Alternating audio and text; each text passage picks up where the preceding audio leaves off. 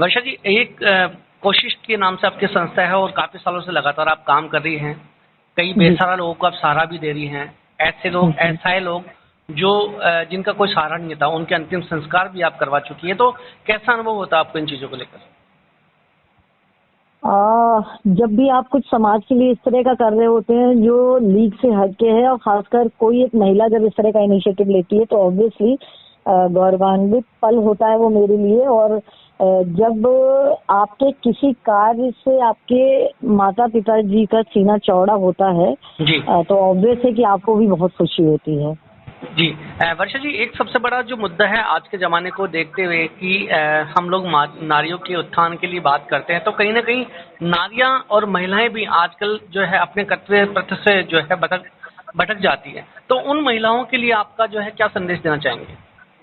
देखिए, सबसे पहले जो आजकल एक फेमिनिज्म के नाम पर जो हम डिमांड कर रही हैं, जो महिलाएं जो डिमांड कर रही हैं, वो क्या पाना चाहती हैं उन्हें खुद क्लियर नहीं है। पहले अपना एक लक्ष्य तय करें, उनको ये पता होना चाहिए। एक भेड़ चाल में नहीं चलनी है उनको, अपना पहले लक्ष्य तय कर लीजिए कि आप क्या चाह रही हैं।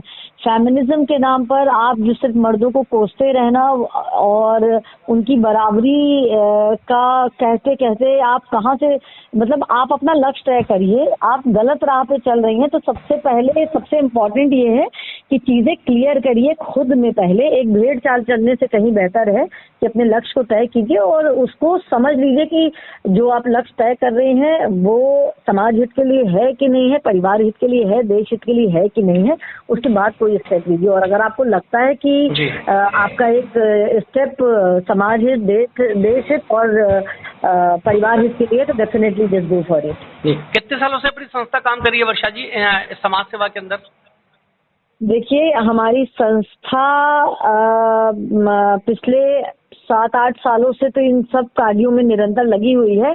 बाकी पर्सनल लेवल पे मुझे लगता है कि जब मैं टीनेज की थी तब से इन सभी कार्यों में है, और फिर एक संस्था का रूप 8 साल पहले दिया है, और तब से दायरा और बड़ा हो गया है। निरंतर ये काम तो हमारा 20-25-30 सालों से चल रहा है, बस दायरा बड़ा हो गया है 8 सालों से। तो इतना मोटिवेशनल और इतना सब कुछ, एक साहस एक महिला के अंदर, इस प्रकार की चीजें जो है लगातार आप करते जा रही हो। जैसा कि हमने आपका जो है एक्स अकाउंट भी चेक किया है, उस एक्स अकाउंट के अंदर भी आपकी जो है कई प्रकार की उपलब्धियां हमने देखी है। तो वर्षा जी, मेरा एक छोटा सा आपसे सवाल था कि इतना मोटिवेशन आपको कहाँ से मिला और किस प्रकार से मिला है?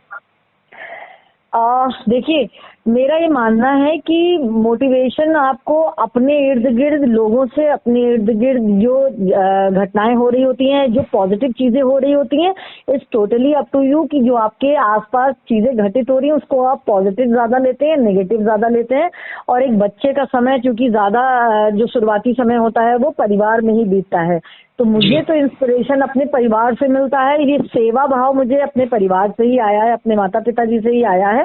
हाँ, उसका रूप अब एक विस्तार बहुत बड़ा हो गया है, बस ये हम कहना चाहेंगे। और परिवार अगर आपका साथ होता है तो आप दिन पर दिन निखरते ही हैं, आगे बढ़ते ही हैं, पीछे नहीं हटते हैं। बिल्कुल, जीवन में आगे बढ़ सकते हैं। बहुत बहुत धन्यवाद वर्षा जी, आवाज न्यूज के साथ में जुड़ने के लिए। आपने इतना अपना कीमती समय दिया, बहुत बहुत आभार। थैंक यू, शुक्रिया आपका।